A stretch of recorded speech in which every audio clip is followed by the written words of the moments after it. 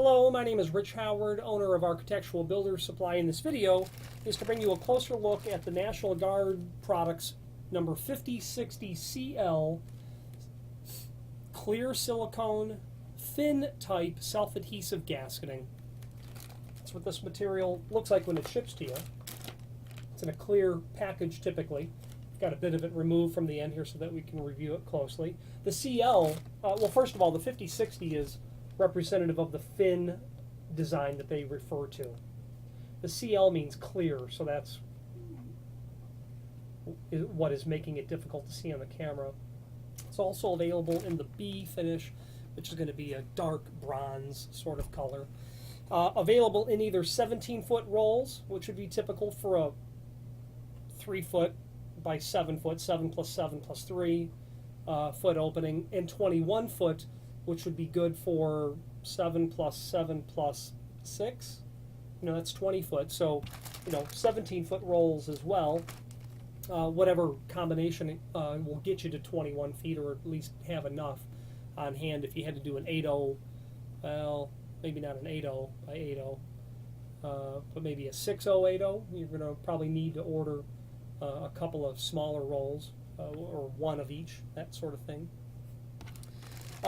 This material is that fin shape that I had mentioned earlier, and is one of the different, a handful of different designs that National Guard has when it comes to self-adhesive backed smoke seal type of gasketing, which this helps comply with, smoke and draft seal, where you're going to see that requirement will be in hotel suite doors. You'll always see this, especially in modern construction.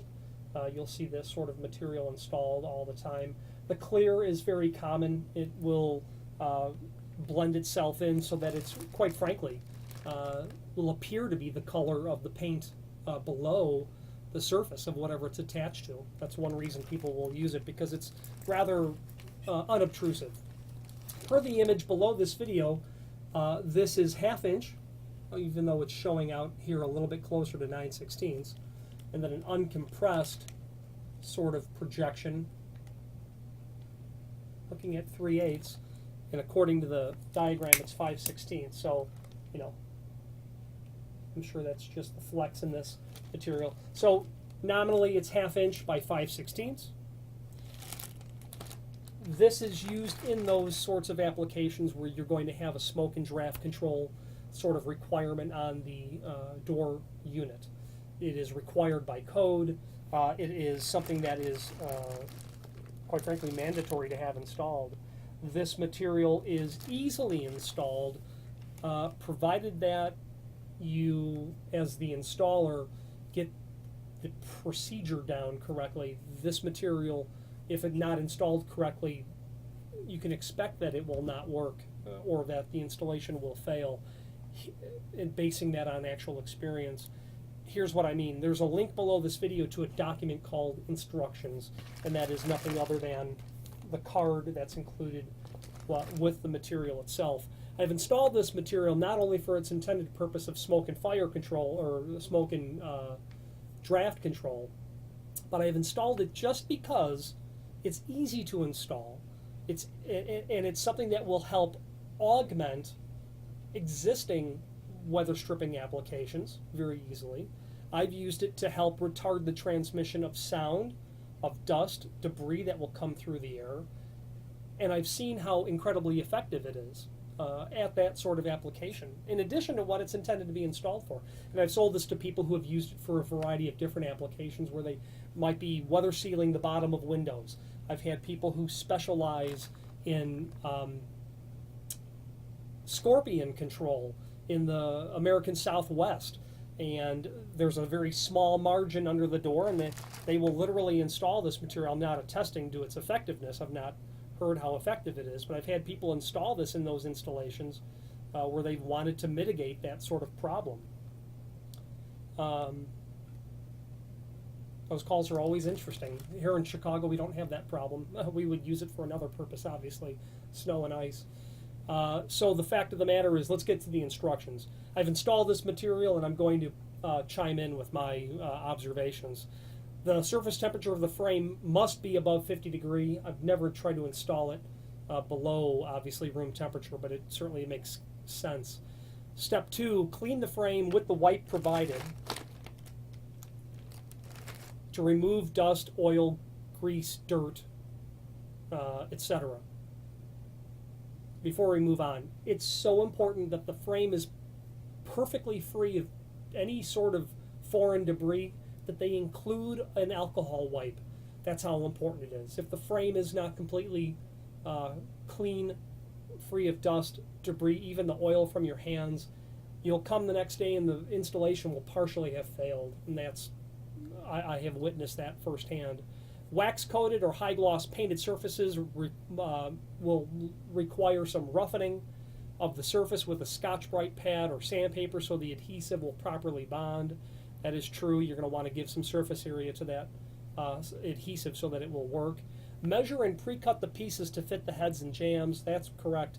You're not going to want to try to run that in a continuous run because those inside corners of the jamb will be points of failure. You're going to want to do the header first, run that long, and then let your jambs run down and you can trim it off at the bottom. Which brings us to step 4. Remove the protective backing of the adhesive 1 to 2 feet at a time. I prefer a much shorter distance to work with. When you've got 2 feet of it, a couple of things can happen. You'll end up with a partially wavy installation, and I have seen this material installed by someone who could care less about getting it to look very well, where it's literally wavy, where I could not believe that it wasn't rejected as an installation point. Or you'll run the risk of actually bumping it on the frame prematurely and then having to pull it off. You don't want to have the adhesive make premature contact with the frame. Shorter distances I like because you can control that better. Position on the frame were illustrated. The image on the right side of the installation instructions show where it's supposed to be applied. That's crucial that that be followed because that fin, of course, is not intended to go both ways. It's only meant to be compressed in one direction. One reason that people will like this material is not only the requirement of the 1/16 of an inch between the seal and the frame for clearance when compressed. One reason people like it is because you can get away with a very small margin. So this is going to require, this will compress down to be very small. So if you've got a tight frame to begin with, you'll want to consider which product you're going to order. The typical teardrop shaped material from National Guard would not be the appropriate material to start with. You'll want something that will work with a smaller allowance that you've got between the door and jamb. Step 6, adhere by pressing firmly. Approximately 15 pounds of pressure required straight down the entire length of the gasketing. Do not remove and relocate. So what they're saying there is, when you're putting this on, only push. Don't try to run it like this because you'll unintentionally stretch that out a little bit, and over time it will resume its natural elasticity, breaking the bond. So only pushing as you're securing it permanently to the jamb, no sliding down. It says, indeed, didn't see that. Warning, do not rub along the entire length from one end toward the other end during installation, as gasket will stretch and not adhere properly. Step 7, make sure the seal does not impede the proper closing and latching of the door. That's obviously crucial. If you're installing this on a fire-rated door, that door has to be self-closing and self-latching. So before you call it quits on this opening, you're always going to test to make sure that it actually closes properly. This material is a very nice and effective for reasons other than what it is intended for. Not that it is an issue with me, but if you are, don't leave any on the shelf is what I'm trying to say, because it has a storage life of 1 year, and that's because of the adhesive that's on here.